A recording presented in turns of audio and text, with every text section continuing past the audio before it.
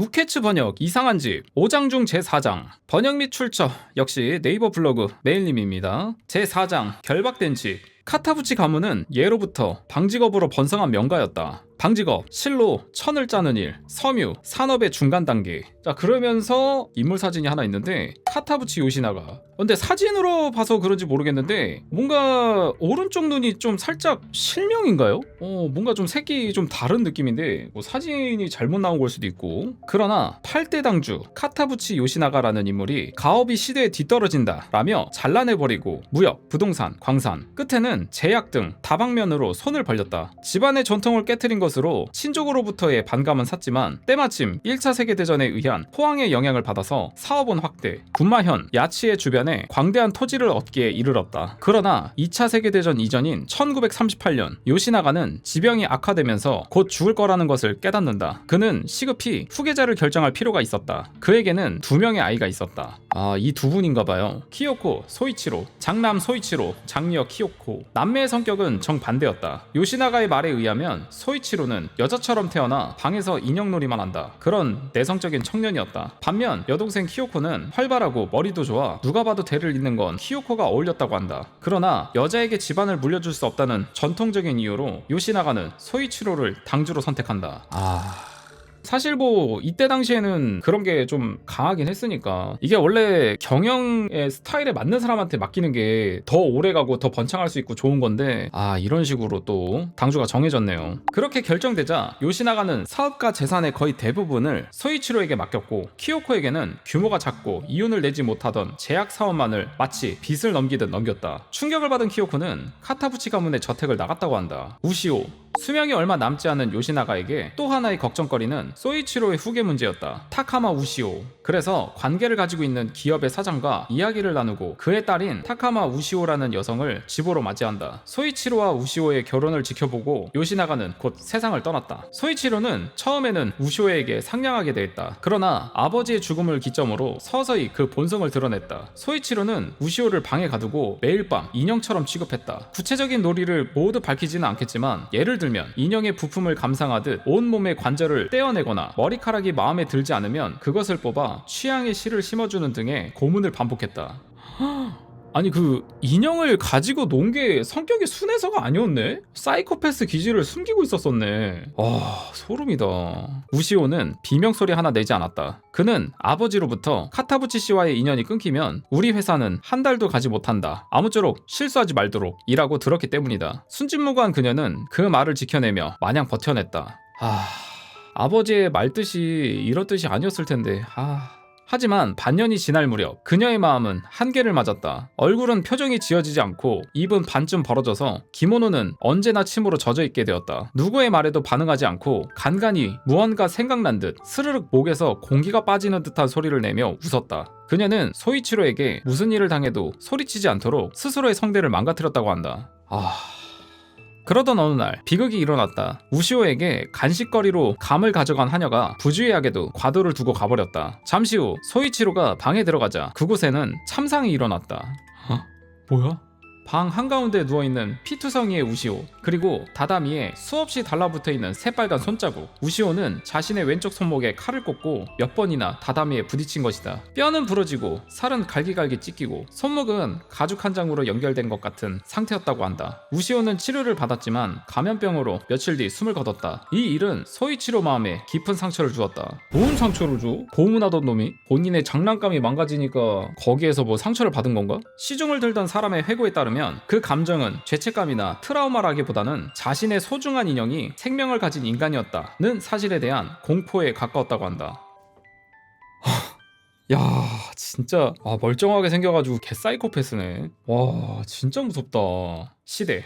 우시오의 죽음으로부터 몇 달 후 태평양 전쟁이 일어났다. 순식간에 격화되어 카타부치 가문의 땅에도 불이 떨어졌다. 이로 인해 사업의 대부분이 괴멸, 종업원이나 저택의 종사자도 그 대부분이 징병되었다. 한편 그 무렵 여동생 키요코에게는 순풍이 불고 있었다. 그녀가 유일하게 물려받은 제약 사업은 전쟁으로 인해 급 확대. 힘을 기른 그녀는 그 손으로 카타부치가를 흡수해가기 시작했다. 이윽고 소이치로는 거의 모든 재산을 빼앗기고 그에게 남은 것은 군마현의 저택과 그 뒤에 있는 야치의 산의 소유권뿐이었다. 그리고 1945년 8월 길었던 전쟁이 종결되자 소이치로의 품으로 한 명의 종자가 귀환했다. 공교롭게도 그는 전쟁터에서 왼손을 잃고 말았다. 그것을 본 소이치로는 한 생각에 사로잡혔다. 우시오의 영혼이 그에게서 왼손을 빼앗은 것이다 라고. 그러나 이는 망상일 뿐이었다. 한 데이터에 따르면 전장에서는 왼손을 잃는 비율이 높다고 한다. 많은 사람들이 오른손잡이이기 때문에 주로 쓰는 손이 아닌 왼손은 무방비 상태가 되기 쉽다. 그리고 우시오가 왼손을 배웠던 것도 주로 쓰는 오른손으로 칼을 들었기 때문일 뿐이다. 하지만 소이치로에게 그런 지식은 없었고 그는 진심으로 우시오의 저주를 두려워했다. 이대로 가다가는 망령에게 죽음을 당한다. 그렇게 생각한 소이치로는 난경이라 불리는 점쟁이의 조언으로 카타부치가가 소유한 야치에산 중턱에 기묘한 저택을 지었다. 불단을 안쪽에 배치한 좌우 대칭 건물 카타부치가는 왼손을 잃어 좌우 비대칭의 몸으로 죽은 우시오를 공양하기 위해 만든 거대한 불단이었던 것이다. 소이치로는 이 저택에 틀어박혀 두 명의 양자를 맞이한다. 와, 진짜 집도 기괴하게 생겼다 진짜.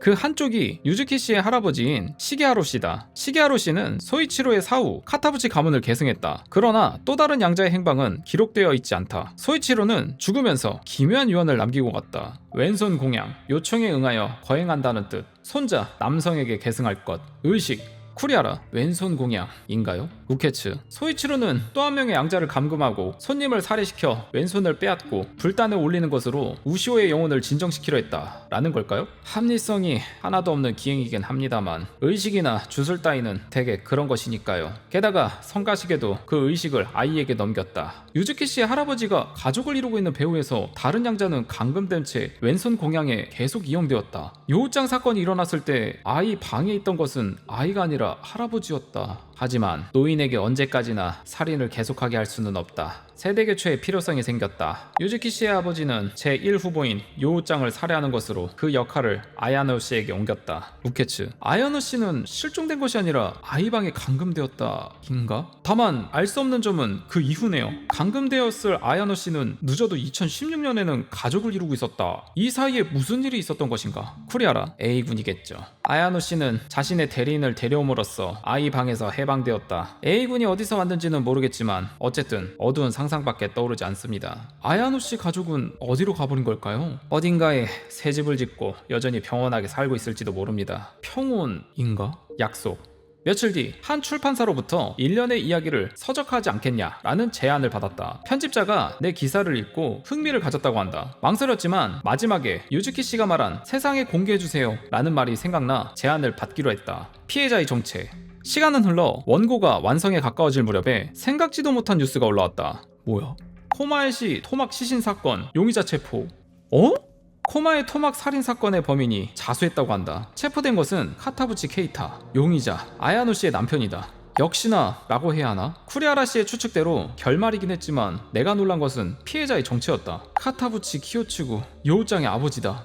키타부치 케이타 씨는 의붓 큰아버지를 살해한 셈이다. 카타부치 가문 안에서 무슨 일이 일어났는지 지금으로서는 알 수 없다. 일단 속보를 기다리기로 했다. 코마에시 토막 시신 사건 용의자 침묵. 케이타 씨는 사이타마와 코마에의 살인을 인정하면서도 그 상세한 내용과 동기에 대해서는 묵비권을 행사하고 있었다. 그러나 체포 한 달 만에 구치소 안에서 갑자기 편지를 썼다고 한다. 그의 글과 그림은 세간에는 공개되지 않았지만 출판사의 주선으로 특별히 읽어볼 수 있었다. 이번에 기사 공개를 함에 있어서 허가를 받고 처음으로 그 전문을 기재한다. 카타부치 케이타의 편지.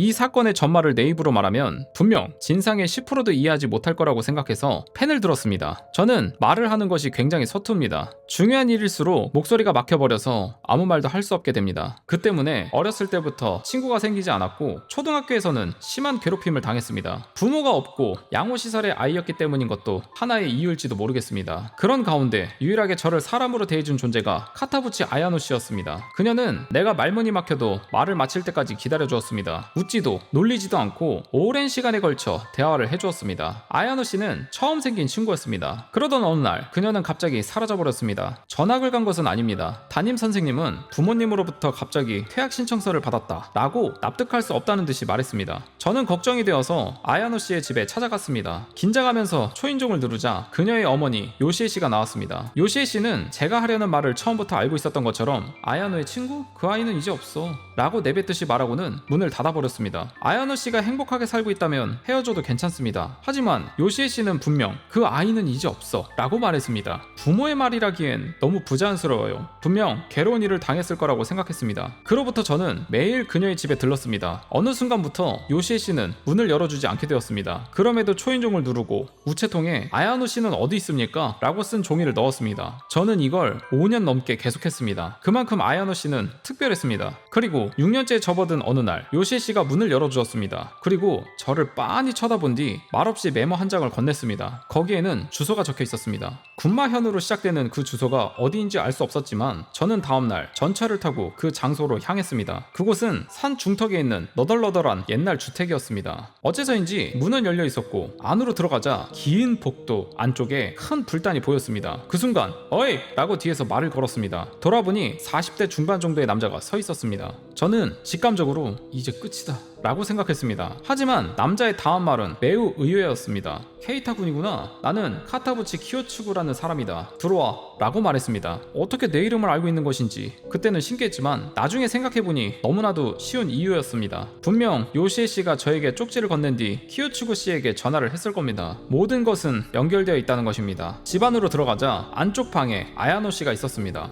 나이에 걸맞게 어른이 되어 있기는 했지만 몸은 마르고 피부는 창백하며 머리카락은 군데군데 맨살이 비쳐 보였습니다. 그녀는 계속해서 구역질을 참는 것처럼 지금까지의 이야기를 들려주었습니다. 아야노 씨는 다다미 방에 갇힌 채 지시가 내려온 날 방문객의 왼손을 빼앗는 왼손 공양이라는 끔찍한 행위를 강요당하고 있다고 했습니다. 그것이 만약 다른 누군가로부터 들은 이야기였다면 조금도 믿지 않았을 것입니다. 하지만 아야노 씨의 말에는 조금의 거짓도 섞여있지 않다고 생각했습니다. 그녀가 모든 것을 다 말한 후 키요츠구 씨가 저에게 엄격한 어조로 물었습니다. 너는 아야노를 좋아하니? 직설적인 질문에 저는 머뭇거렸지만 여기서 주저할 수는 없다고 생각해서 네 라고 대답했습니다. 그러자 그는 보다시피 아야노는 이제 의식을 할 수 있는 정신 상태가 아니다. 너는 아야노를 구할 수 있을까? 라고 물었습니다. 그것은 즉 제가 대신 왼손을 빼앗을 수 있냐는 물음이었습니다. 싫어, 무서워, 지금 당장 도망치고 싶어. 그런 몇 개의 본심을 삼키고 네 라고 대답했습니다. 도망쳐봤자 저에게 어서와 라고 말해주는 사람은 한 명도 없었기 때문입니다. 경찰에 의지할 수도 없었습니다. 아야노 씨는 이미 죄를 짓고 있었으니까요. 와, 이게 무슨 일이야. 아니 이래서 범죄에 가담한다고? 그로부터 저는 아야노 씨와 똑같이 방에 갇혀서 키요츠구 씨에게 지시를 받을 때마다 왼손을 빼앗았습니다. 처음 칼을 넣었을 때 그 우직하는 단단한 감촉은 평생 잊을 수 없을 것입니다. 그렇다고는 해도 의식이 있을 때 이외에는 아무것도 할 일이 없고 저는 오로지 녹초가 되어 가라앉아 있는 아야노 씨를 계속 간호했습니다. 그러던 중 어떤 변화를 깨달았습니다. 아야노 씨의 배가 점점 부풀어 오르는 것 같은 느낌이 들었습니다. 그녀는 임신했습니다.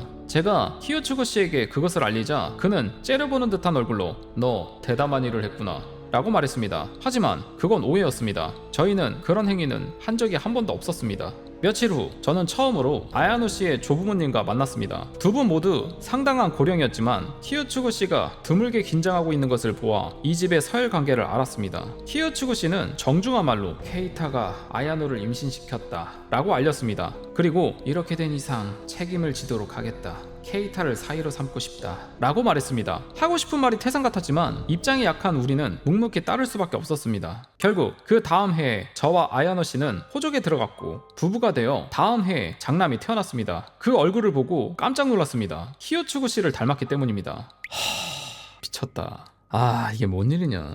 그리고 동시에 모든 이치가 들어맞았습니다. 분명 그는 힘없는 아야노 씨에게 심한 짓을 했을 겁니다. 그 일이 가족에게 들키면 곤란하다고 생각해서 저를 대역으로 이용하기로 한 것이라고 생각합니다. 저에게는 부모님도 없고 동시에 아야노 씨에게 강한 집착을 가지고 있었습니다. 딱 좋은 인재였을 겁니다. 제가 추궁하자 그는 기죽은 기색도 없이 돈을 원하나? 라고 물었습니다. 제가 공갈을 하는 것이라고 그는 생각했습니다. 진심으로 경멸했습니다. 하지만 쓸데없이 그와 싸우기보다는 이 상황을 이용해야 한다고 생각했습니다. 우리를 이 집에서 해방시켜달라 이렇게 부탁했습니다. 그는 그 자리에서 대답하지 않았지만 다음날 소원은 정식으로 받아들여졌습니다. 대신 3가지 조건을 내걸었습니다. 하나, 우리가 사는 집은 카타부치 가에서 지을 것. 둘, 지금까지와 같이 왼손 공양에는 협력할 것. 두 번째 조건에서 제가 머뭇거리자 그는 살짝 덧붙였습니다. 더는 양보할 수 없다. 여친 여차하면 나는 자멸할 각오로 모든 것을 공개할 수도 있다. 그러면 너와 아야노의 전과도 세상에 알려지게 될 것이다. 라고 저는 독을 먹는 심정으로 받아들였습니다. 그리고 2013년 저와 아야노 씨 그리고 장남 카타부치 가문은 그에게 토우야라는 이름을 붙였습니다. 장남은 사이타마의 새 집으로 이사했습니다. 그 집에는 무서운 장치가 있었습니다. 토우야 군을 방에 감금시켜 그에게 왼손을 빼앗게 하는 것입니다. 왼손 공양은 토우야에게 시킨다. 이것이 세 번째 조건이었습니다. 우리 부부뿐만 아니라 토우야 군에게도 전가라는 목줄을 달고 싶었을 것입니다. 다만 경찰 여러분이 이해해 주셨으면 하는 것은 토우야 군은 한 번도 죄를 범하지 않았다는 것입니다. 사이타마로 옮기고 나서 왼손 공양 요청이 한 번 있었습니다만 실행한 것은 저입니다. 아야노 씨가 낳은 아이를 더러운 의식에 끌어들일 수는 없다고 생각했습니다. 그리고 가능한 한 그를 평범한 아이로 키우려고 노력했습니다. 물론 호적이 없기 때문에 학교에 보낼 수는 없고 항상 키요츠구 씨의 감시가 있었기 때문에 밖으로 데리고 나갈 수도 없었습니다. 하지만 매일 그의 방에 가서 대화를 하거나 게임을 하거나 공부를 가르치거나 할 수 있는 모든 것을 했습니다. 그러던 중에 저희 가족에게 한 가지 변화가 일어났습니다. 저와 아야노 씨 사이에 첫 아이가 태어난 것입니다. 히로토라는 이름을 붙였습니다. 토우야 군에게 히로토가 태어났다는 사실을 전했지만 둘을 만나게 하지는 않았습니다. 그것이 서로를 위한다고 생각했기 때문입니다. 2020년 카타부치 가문의 사정으로 우리는 도쿄에 새 집으로 이사했습니다. 생활은 비교적 평온했습니다. 히로토는 무럭무럭 성장했고 토우야 군도 또래들과 비교해도 손색 없을 정도로 똑똑해졌습니다. 유일하게 언제 올지 모르는 왼손 공양의 요청에 겁을 먹는 것 외에는 행복한 날들이었다고 생각합니다. 하지만 그런 생활은 오래가지 못했습니다. 어느 날 밤 키요츠구 씨로부터 전화가 와서 지금부터 내 맨션에 와라, 아야노와 둘이서다 라고 불려졌습니다. 히로토와 토우야 군이 걱정되긴 했지만 둘 다 이미 숙면을 취하고 있었기 때문에 잠시라면 괜찮겠지 하고 둘을 두고 가기로 했습니다. 도착하자 그는 여전히 꺼림직한 표정으로 맞이했습니다. 그리고 이렇게 말했습니다. 좋은 소식이다. 오늘로 너희들을 카타부치에서 해방시켜주마 라고. 하지만 그 뒤를 잇는 말은 너무나도 무서운 것이었습니다. 토우야를 카타부치 가문에서 걷어들이게 됐다. 지난번 공양에서 너가 분부를 지키지 않은 것이 아버지에게 들켜서 말이야. 나는 넘어가줬지만 저 사람이 알면 끝이다. 사실은 오늘 왼손의 요청이 들어왔어. 좋은 기회다. 지금부터 토우야를 카타부치 가문에서 데리고 가겠다. 키요츠구 씨는 유무를 묻지 않고 우리들을 벤에 태우고 집으로 향했습니다. 도착하자 10분 안에 데려와라. 얌전하게 넘기면 난폭한 짓은 하지 않겠다 라고 말했습니다. 어두운 마음으로 차에서 내리자 2층 창문에 불이 켜져 있는 것을 깨달았습니다. 집을 나갈 때 불은 모두 꺼졌을 터입니다. 히로토가 일어난 것일까? 저희는 2층으로 올라가서 침실로 향했습니다. 방에 들어서자 뜻밖의 광경이 나타났습니다. 무려 히로토의 침대 위에 토우야 군이 있는 것입니다. 그 순간 한 가지 예감이 뇌리에 떠올랐습니다. 토우야 군의 방은 밖에서 잠겨 있었습니다. 하지만 방에서 나갈 방법이 없는 것은 아닙니다. 아이 방과 욕실을 연결하는 통로가 있었습니다. 그 통로를 지나가면 밖으로 나가는 것은 가능합니다. 혹시 토우야 군은 그것을 눈치채고 있었던 것은 아닐까? 그리고 우리가 사라진 틈을 타 방에서 빠져나와 히로토에게 해를 가한 것은 아닐까? 순간적으로 피키가 가셨습니다. 그러나 침대에 달려가 보니 전혀 상태가 달랐습니다. 히로토의 이마 위에는 젖은 천이 올려져 있었습니다. 드디어 상황을 이해했습니다. 히로토는 가끔 갑작스러운 고열이 나는 경우도 있었습니다. 우리가 집을 나간 후에 그 일이 일어난 겁니다. 히로토의 울음소리를 듣고 이변을 느낀 토우야 군은 상황을 보러 가서 수건을 짜서 병을 간호해 주었습니다. 이야기를 들어보니 토우야 군은 이전부터 종종 밤중에 방을 빠져나와 히로토의 얼굴을 보러 왔었다고 합니다. 저는 후회했습니다. 한순간이라도 토우야 군을 의심해버린 것, 그리고 카타부치가 시키는 대로 그를 방에 가둬 갑갑한 생활을 강요해온 것, 그는 그런 취급을 받아야 할 존재가 아닙니다. 저는 몇 번이나 사과했습니다. 아야노 씨도 눈물을 흘리고 있었습니다. 그때 현관에서 초조해하는 목소리가 들렸습니다. 어이, 언제까지 기다리게 할 생각이야? 키요츠구 씨는 계단을 올라와 방에 들어오자 토우야 군을 강제로 안고 데리고 나가려 했습니다. 이대로 가만히 보고만 있으면 토우야 군은 다시는 밖에 나가지 못할 것이다. 그런 생각이 들었습니다. 더는 생각하고 있을 시간이 없었습니다. 나는 나의 인생과 맞바꾸어 모든 것을 끝내기로 결심했습니다. 장황하고 군더더기가 많은 글을 읽게 해서 죄송합니다. 지금 아야노 씨와 히로토와 토우야 군은 땡땡구의 아파트 땡땡의 땡땡호실에 살고 있습니다. 분명 저에게는 무거운 형이 내려질 것입니다. 당연한 일입니다. 다만 부디 아야노 씨, 히로토, 토우야 군 세 사람에게 온정을 베풀어 주시기를 진심으로 부탁드립니다. 카타부치 케이타. 카타부치 케이타 씨는 현재도 복역 중이다. 불가이해한 결말. 이 편지로 인해 야치해산에 수사가 들어갔다. 군마현, 야치해산 백골 시신, 호마이시 토막 살인 사건, 용의자의 편지로 인해 수사 개시. 그 결과 카타부치가 주변에서 왼손이 없는 백골 시신 15구가 발견되었다. 그 외에 카타부치 키요츠구 씨의 아내인 미사키 씨의 시신도 발견되었다고 한다. 유즈키 씨의 조부모 카타부치 시게하루 토요 부부는 이미 동행 후 체포, 시게하루 씨는 그 후 경찰병원에서 신부전에 의해 사망, 아내 토요 씨는 치매의 진행이 심각해 아마 완전한 진상의 해명은 어렵다고 여겨진다. 카타부치 아야노 씨, 토우야군, 히로토군 3명은 경찰에 의해 보호되었다. 그 후 아야노 씨는 기소되었지만 케이타 씨의 편지에 의해 정상 참작이 인정되어 집행유예의 판결이 내려졌다. 현재는 어머니인 요시에 씨와 재결합해 아이들과 함께 살고 있다. 덧붙여 토우야군의 호적취득 수속은 이미 완료되었다고 들었다. 사건이 매듭지어지는 가운데 유일하게 카타부치 유즈키 씨의 행방만 알 수 없었다. 라고 하면서 이상한 집 제4장이 마무리되었습니다. 야, 4장쯤 오니까 이제 뭔가 이야기들이 속속 다 나오네. 진짜 말도 안 된다. 아니 왼손 공양이 진짜 웬 말이냐. 저런 말도 안 되는 거를 계속 전통을 이어오고 있었네. 와.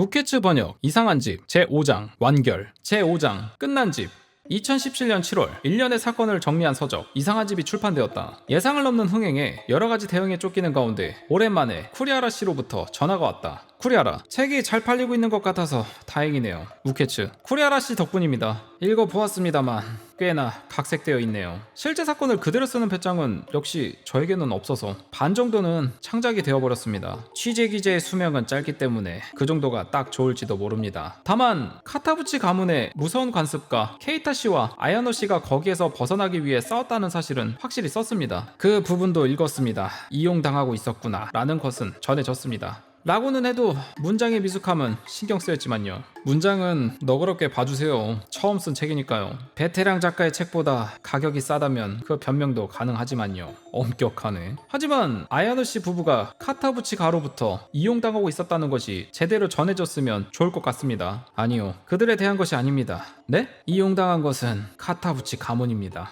무슨 뜻입니까? 1년의 이야기, 뭔가 여러모로 부자연스럽다고 생각하지 않습니까? 거짓말스럽다고 해야 하나요? 이제 와서 그런 쿠리하라 씨도 불타올랐잖아요. 확실히 추측이나 망상이라면 재밌었어요. 하지만 현실적으로 생각해서 왼손 공양이라는 의식이 수십 년에 걸쳐 계속된 것은 이상하다고 생각합니다. 아니 그러니까 그것은 관습에 사로잡힌 일족이 인간은 그렇게까지 바보가 아닙니다. 게다가 재산과 사업의 대부분을 잃은 카타부치 가문이 왜 신축집을 펑펑 지었는지 의문이고 지금까지 그들의 범행이 들키지 않았던 것도 이상합니다. 그렇다면 이렇게 생각해봐야 합니다. 카타부치 가문보다 더 큰 존재가 그들로 하여금 의식을 계속하게 했다. 더 큰 존재라니 우시오의 망령이라던가? 그런 건 처음부터 존재하지 않았습니다. 그러면 야채산에서 발견된 15구의 백골 시신 거의 신원이 확인되었다고 하네요.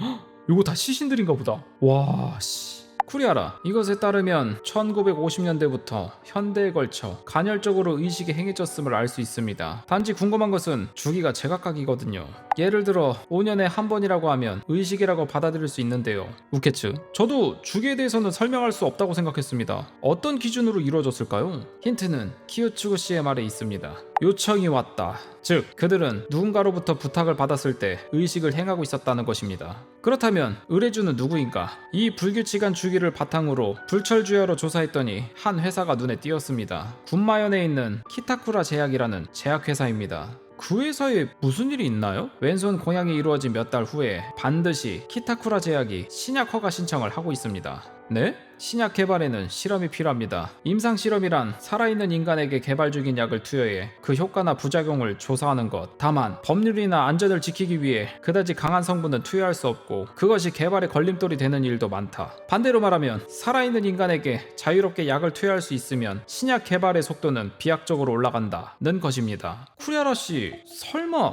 일단 왼손 공양에 대해 생각해 봅시다. 카타부치 가문은 손님으로부터 왼손을 빼앗아 불단에 올려놓고 있었다. 다시 말하면 왼손 이외에는 남는다는 것입니다. 카타부치 가문과 키타쿠라 제약은 인체를 서로 나누고 있었다라는? 케이타 씨의 편지를 읽다가 걸리는 부분이 있었습니다. 그것은 즉 제가 대신 왼손을 빼앗을 수 있느냐는 물음이었습니다. 방문객의 왼손을 빼앗는 왼손 공양, 감금시켜 그에게 왼손을 빼앗게 하는 것. 쿠리하라, 그는 왼손을 빼앗는다 라고는 써도 죽인다 라고는 한마디도 쓰지 않았습니다. 우리는 큰 착각을 하고 있었을지도 모릅니다. 카타부치 가문은 손님을 죽이지 않았다.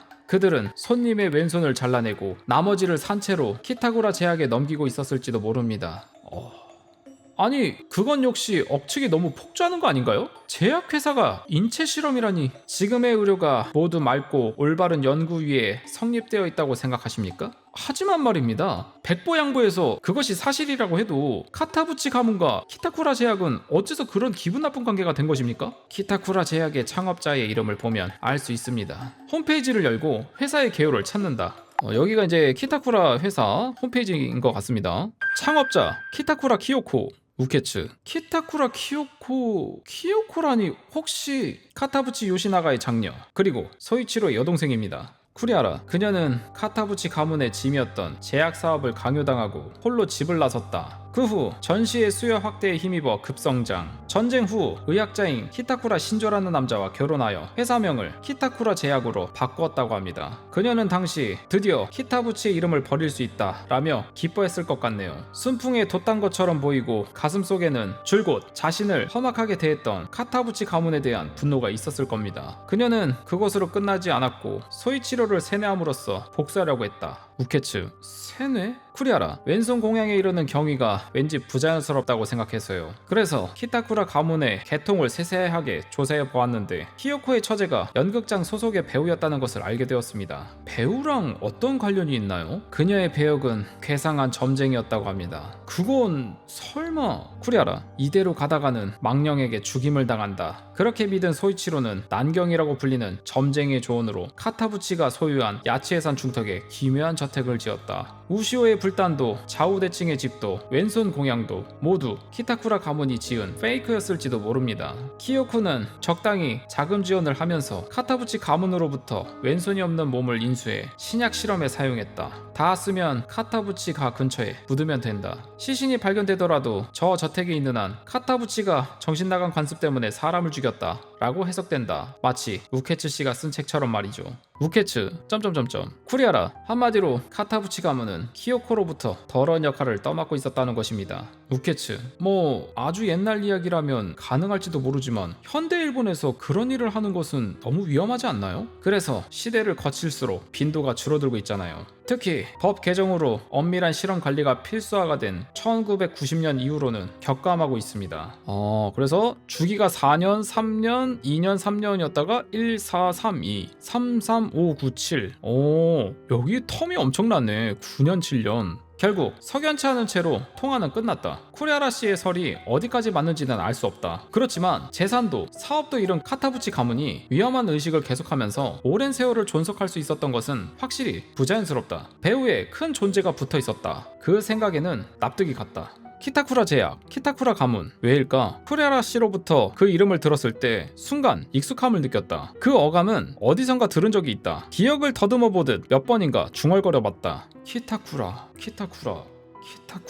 가슴이 철렁였다. 언젠가 유즈키 씨가 했던 말이 생각났다. 문패도 옛 성인 키타쿠라로 되어 있어서. 내 통자 쿠리하라. 옛 성? 우케츠. 네, 유즈키 씨의 어머니 요시에 씨의 옛 성이 키타쿠라입니다. 우연이라고는 생각되지 않는다고나 할까? 우연이 아니라면 카타부치 가문에 키타쿠라 가문의 인간이 섞여 있었다는 것이군요. 네, 그래서 다시 생각해보면 요시에 씨의 행동은 뭔가 계속 이상합니다. 왼손 공양으로 아야노 씨를 아무렇지 않게 내밀거나 지금에 와서야 다시 인연을 맺거나, 무엇보다 이해할 수 없는 것은 계속 무시했던 케이타 씨에게 어느 날 갑자기 카타부치가의 주소를 알려준 것입니다. 인간성이 보이지 않거든요. 뭔가 인간이라기보다는 역할이라는 느낌이 들어서. 역할인가요? 우케츠 씨 가끔은 똑똑하시네요. 비교적 항상 똑똑한 편이라고 생각하고 있습니다. 어쩌면 그녀는 내통자였을지도 모릅니다. 내통자? 키타쿠라 가문은 오랫동안 카타부치 가문을 이용해왔다. 반대로 생각하면 그들의 비밀이 잡혀있다는 이야기입니다. 카타부치 가문이 존속하는 한 항상 인체 실험의 사실이 세상에 들통날 위험이 있습니다. 그래서 내통자를 카타부치 가문에 결혼시키고 안쪽에서부터 매장시키기로 했다. 안쪽에서부터 매장시킨다.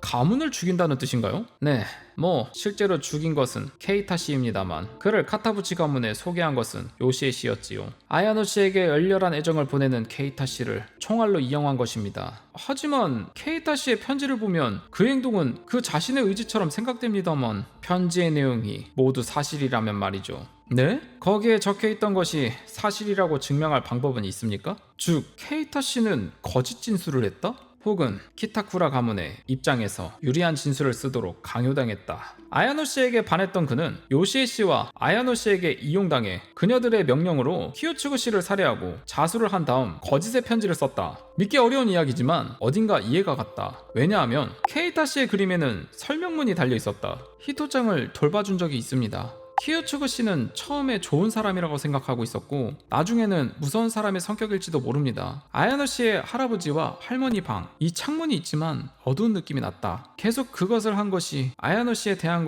그것을 할 정도로 소중하다고 생각하고 있었습니다. 그것을 읽어보면 편지의 문체와 확연히 다르다는 것이 느껴진다. 같은 인물이 썼다고는 생각하기 힘들다. 혹시 그는 문장을 외우고 쓴 것은 아닐까? 우케츠. 하지만 왜 케이타 씨는 도망치지 않았을까요? 쿠리아라, 도망칠 수 없었던 것이 아닐까요? 코마의 집의 1층에 있는 침실, 작은 창문이 붙어 있었죠? 여기 부분 얘기하는 것 같습니다. 그것은 어쩌면 밖에서 안을 감시하기 위한 것이었을지도 모릅니다. 케이타 씨는 그 방에 감금되어 있었다? 뭐가 됐든 도망치면 되는 것 아닌가 라고 생각하는 것은 제 3자 이치입니다. 당사자는 도망칠 수 없었거든요. 특히 집으로부터요.